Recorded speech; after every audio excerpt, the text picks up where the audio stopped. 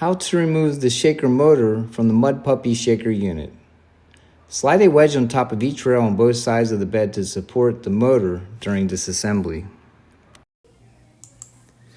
Remove the bolts, nuts, and washers from the top rail on one side of the shaker bed. Remove the clips and rail. Repeat the previous steps for the other side of the shaker bed.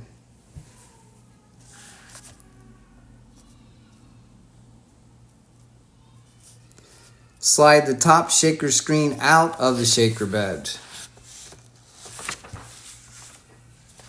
Remove the rubber nosing parts from the center rails from the shaker. Remove the bolts, nuts, flat washers, and lock washers from the center rails from the shaker. Remove the center rails from the shaker. Remember to support the motor from the bottom before removing the shaker motor side plate, then remove the hardware end plate.